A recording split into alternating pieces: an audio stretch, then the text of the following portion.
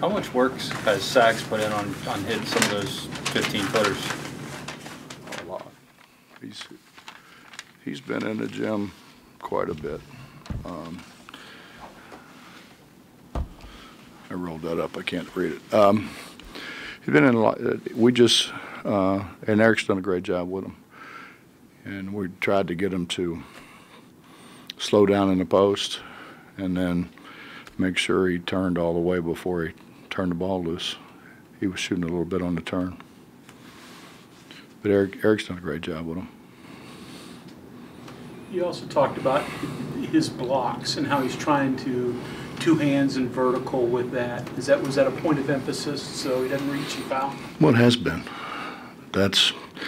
I think once they got that sorted out, what was a foul and what wasn't a foul, because I don't think they had any clue whatsoever for a while there that if you went straight up in the restricted area, that's just the restricted area deal.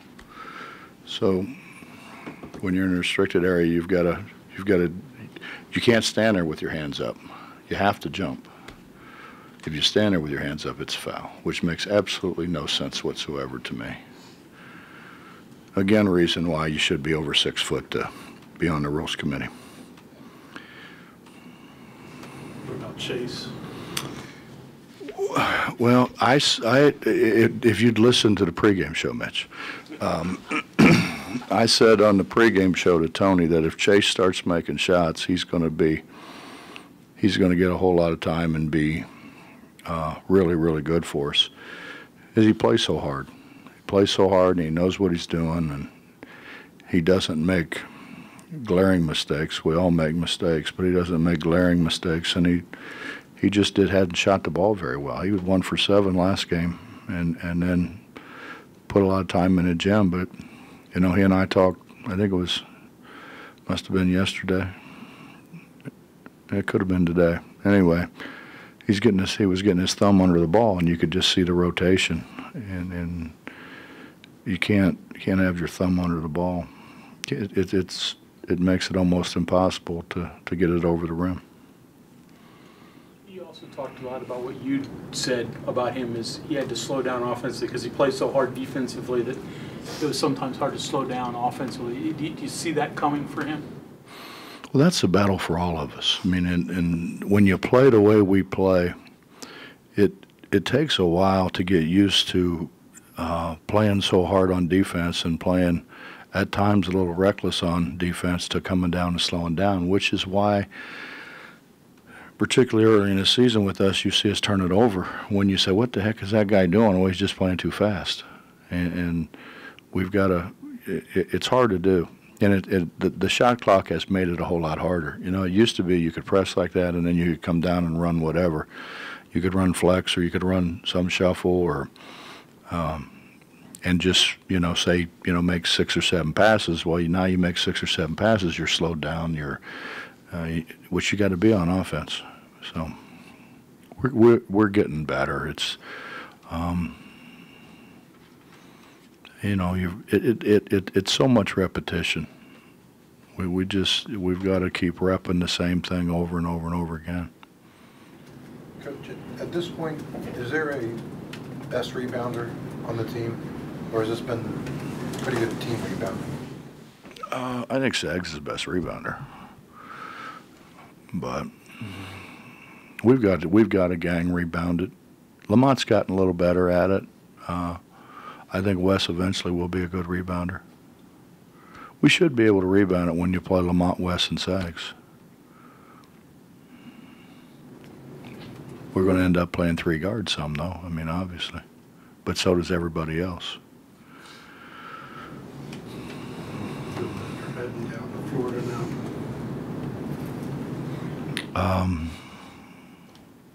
I don't know. I wanted to go down there 4-0, like they did. But we've got a chance to go win a championship, and that makes it kind of fun. And one of our veteran guys said it's kind of like going to the NCAA tournament because you're playing multiple games on a trip, and you've got to get ready in a hotel and watch the film have your walkthrough sometimes in a hotel and all that. So those guys that have, there's only two of them really that have been around much that understand what goes into it. The guys that haven't been, like Lamont, people like that, do they have to be leaders maybe a little bit earlier than other people had to grow into it? God, I hope not. I'm not sure where Lamont would take them.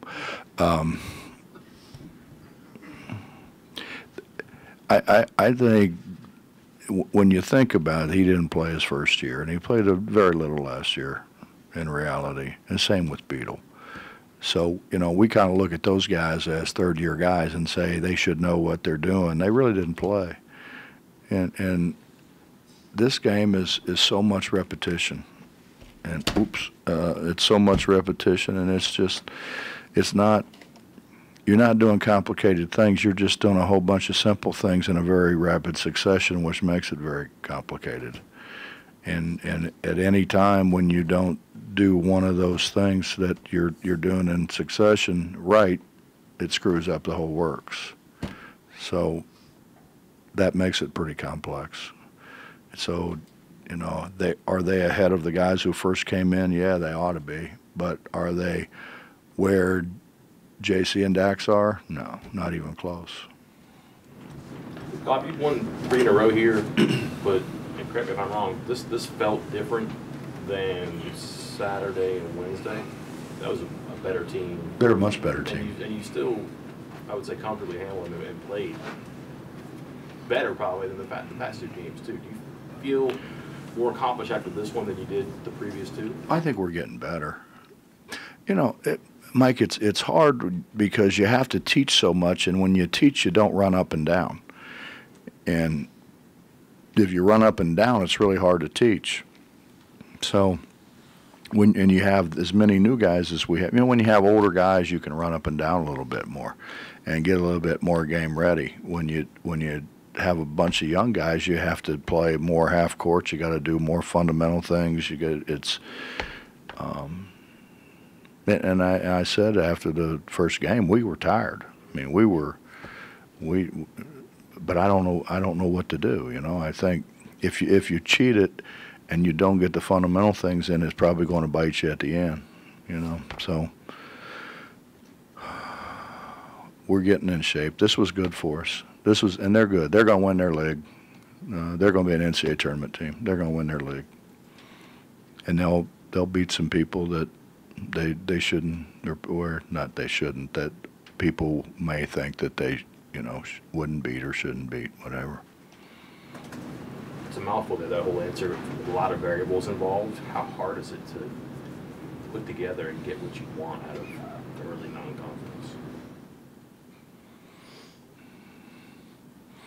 Well, it's hard. I mean, and I told you. I mean, I've been brutally honest with you about the whole deal.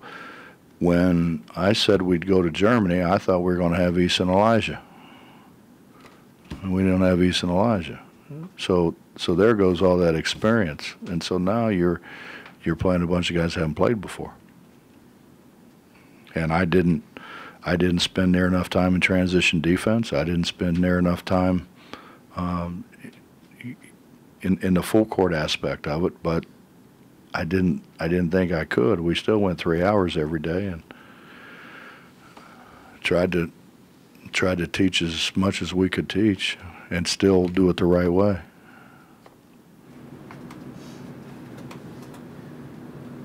Given the pace Long Beach plays at, are you pleased the number of shots you limited to, number of points you gave up? We didn't do a very good job coming out of the press. The majority of their baskets came coming out of pressure. But you know, it's hard when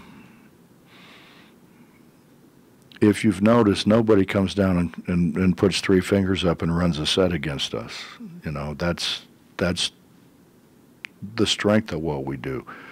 The hard thing of it is now when you're doubling ball screens and their spacing breaks down and you go double in a half court, you've got to have 3 guys that make the right rotations. and we didn't do it nearly as well as what we're going to need to do it. But those are things that you can show them on film and then you can work on. But it's different working on it in a drill because they know where everybody is and all that than coming out of pressure where there's guys all over the place.